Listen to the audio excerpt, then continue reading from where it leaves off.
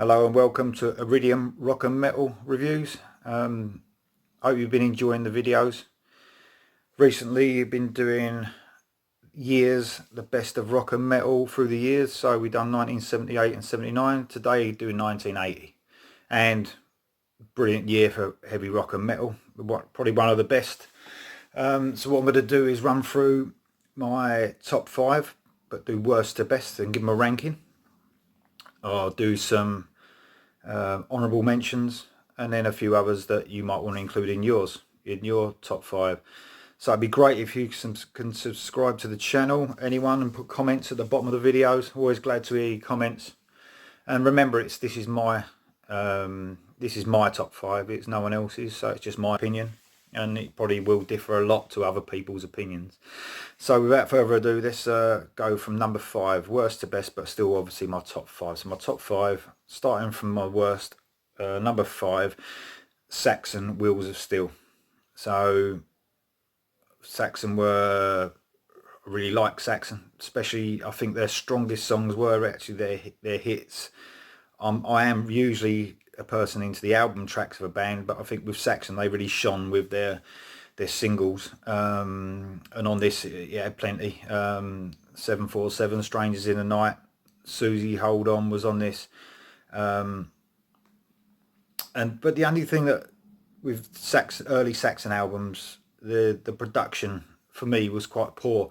I know we're talking 1980, but there was some bands that had some brilliant production at that time. So with Saxon, it was a bit murky, I'd say, their production. The vocals weren't always clear on their records, but still a great band. Really great. Caught them live as well, once or twice in the 80s. So yeah, number 5, that's Saxon, Wheels of Steel, and the rating I'll give this is 7 out of 10. Moving on to number 4, a band that's appeared in my other 2 top 5s. Obviously that's one of my favourite bands, Van Halen, Women and Children First. So this is their 3rd album. I'd say it's a bit heavier. A lot of the tracks are a bit heavier than their previous 2 albums. Some of the standout tracks on there for me, And the Cradle Will Rock, Take Your Whiskey Home is one of my favourite songs by Van Halen. In a Simple Rhyme, closing out the album. So really good. They still carried on that momentum, I think. That great sound, obviously a fun record, another fun record that they brought out. Van Halen all through the 80s were one of my favourite bands. So number 4, Van Halen, Women and Children First, and I'd score this 8 out of 10. Next up, a band that's going to be mentioned in quite a few of my top records, Iron Maiden's debut, Iron Maiden.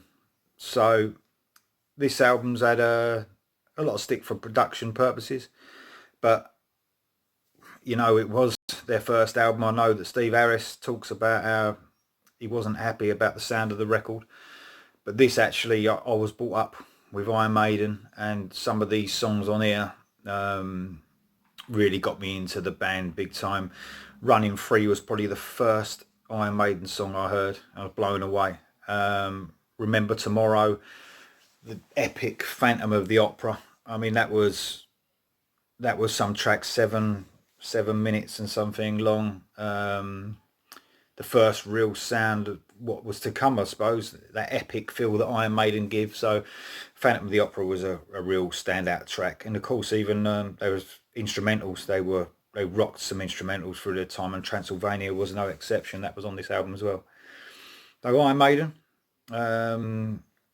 I'd score that 9 out of 10.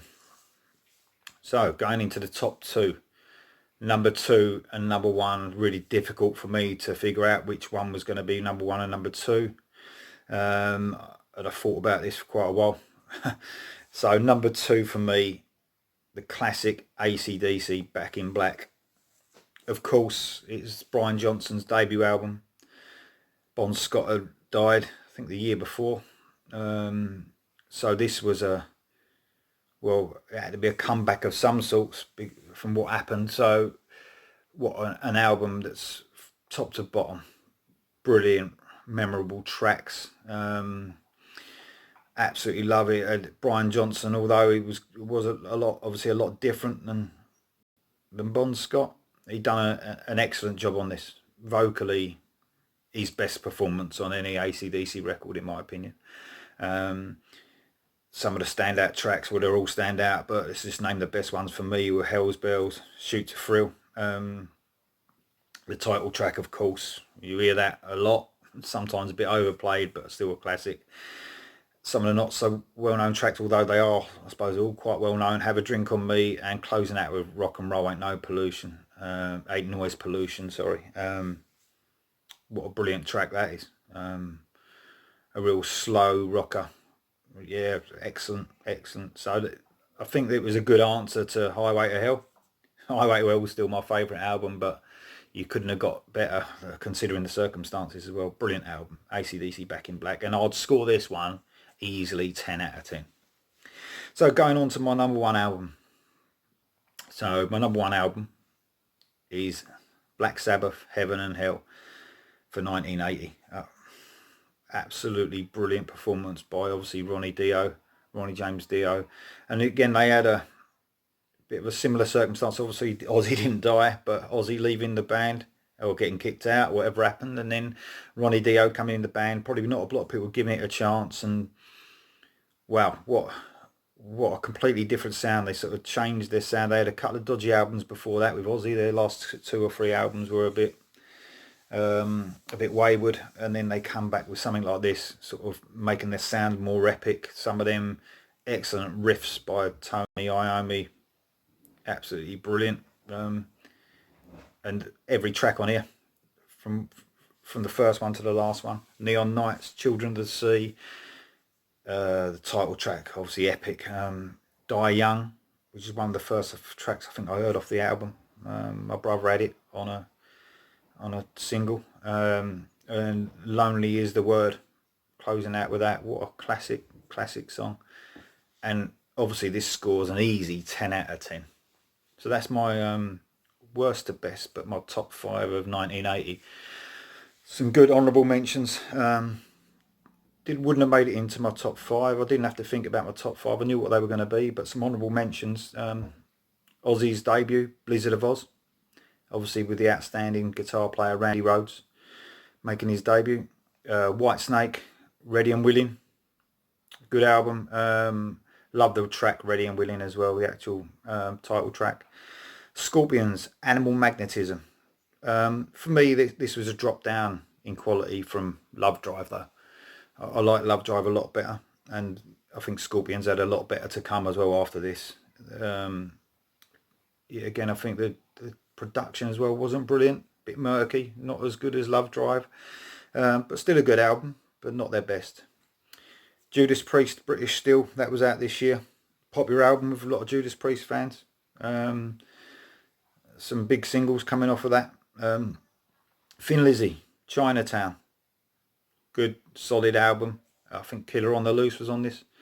That's one of my favourite Thin Lizzy songs. But yeah, that, and Motorhead, it's easily going to make it into a lot of people's top 5. Motorhead, Ace of Spades. Probably their favourite album for me of Motorhead. But I never was I'm a fan, but not a huge fan of Motorhead. And then some others that I've got to mention, not honourable mentions, but you know, they're being people's favourites, is Def Leppard, their debut on Through the Night. Very different sound of what they were to become later on in their career, but good solid album. Probably finding their feet a little bit. Production yet again, not brilliant. Kiss had an album out, Unmasked, that year. I wasn't a real fan of their early stuff either. I got into Kiss a bit later. Journey, Departure, Any Way You Want It off this album, if probably the most known track off here. And if you want something really melodic, REO Speedwagon's High Fidelity was also out that year. That's for real.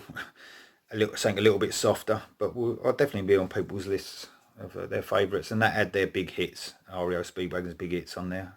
Keep on Loving You, Take It on the Run. So that's the end of the video. Hope you liked it.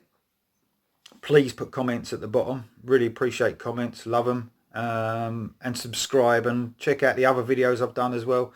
I've done, like I said, 1978 ranked, 1979 ranked, and also Alice in Chains ranked their discography and Alter Bridge. So thanks. Great for watching. Cheers. Thanks.